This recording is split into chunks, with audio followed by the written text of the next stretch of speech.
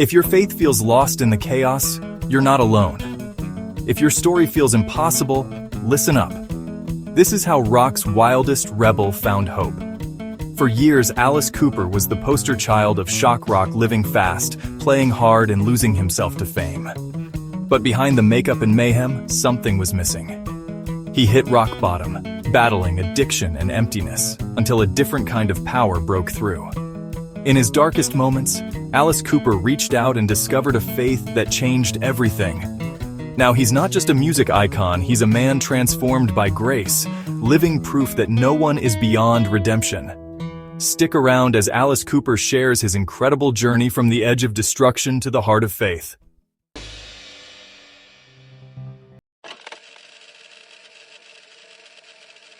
I grew up, all my friends were Christian kids. Right. I was in church Friday night, Wednesday night, Yes. Sunday, all day Sunday. Yeah. And we grew up together playing baseball and doing everything you could possibly do. And then when the band accidentally took off and we went to LA, we were at that golden time when we came along with something that everybody wanted. We were not peace and love. We were the darker side. You know, I almost wanted to go on the show, on the 700 Club, and go, okay, what book do you want to talk about in the Bible? Because I grew up in the Bible. But I went as far away as I could. Became an alcoholic. Didn't realize I was going to become an alcoholic. You were just drinking beer with the boys. Every day. Different was that they could stop, I couldn't. And that beer was constant now. And it was not alcohol, it was medicine now. I was never drunk, I was never angry, I was never mean. I was always that Dean Martin kind of cool. Until it started throwing up blood.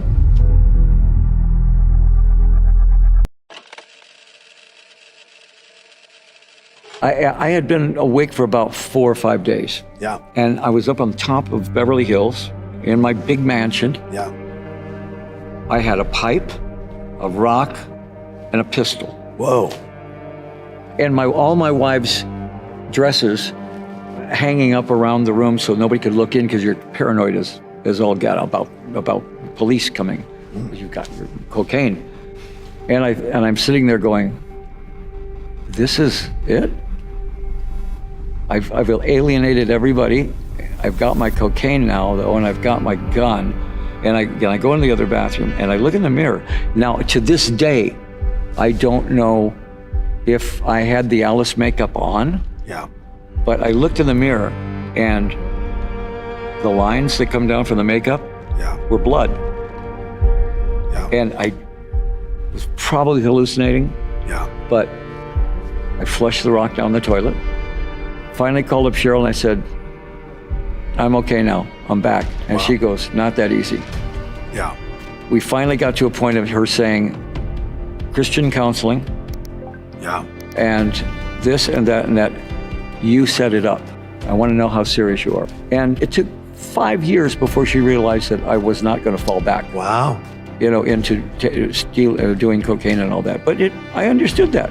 I could totally understand why she would be, she loved me, but she was suspicious. And any drug addict will tell you that drug becomes like oxygen. If you don't have it, you'll sell everything in your house to get it. I mean, it's an addiction beyond addiction. And once it's gone, you don't miss it at all. Yeah. I mean, once it was gone, I had never even, it was just gone, you know? Yeah. But I mean, when you're addicted, you are attached at the hip, and honestly, nothing else is important. And still, we went right on because I was in control of this drinking, at least I thought I was, until I realized I really wasn't in control. It was now medicine.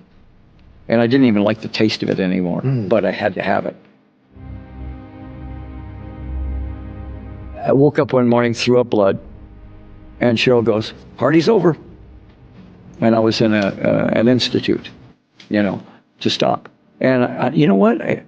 After 2 days, I felt great.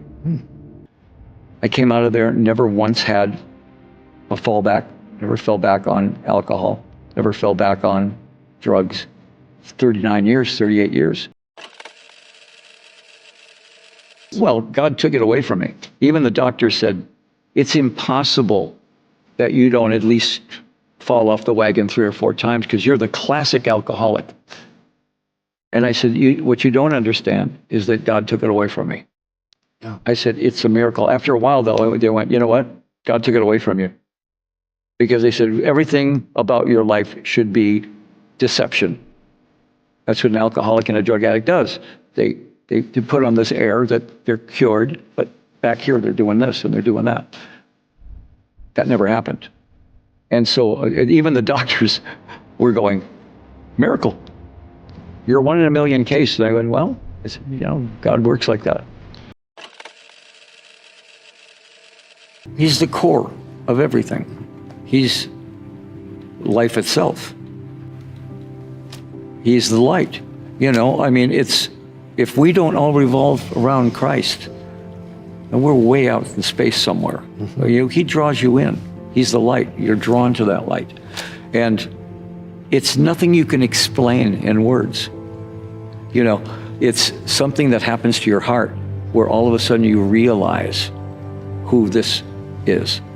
And you realize, oh my gosh, I'm not worthy of this. We are not worthy. Yes. And yet still being hung on the cross, he knew your name. He knew my name. And that made me go, how can I not believe in this? He changes your heart. Now, he didn't say, and now that you're a Christian, you can no longer be in rock and roll. His plan was, now you're a Christian, go be in a rock and roll band, but follow me. Be Alice Cooper. And that's what Christians don't understand. So you did all these horrible things, but yeah, there is a chance for salvation. Your relationship with Christ is the number one thing. And of course, your family. My family are all Christian. My wife is she's like walking in a Bible herself. And yet she plays Mademoiselle Guillotine on stage, and she plays all these characters. The kids are all in show business, but they're all Christians. So when people say to you, they say, who are you? I go, well, first, I'm a child of God. Second of all, I'm in a rock band. Like a drug addict for a good reason. I didn't know it was a good reason, but I didn't know God was going to use it.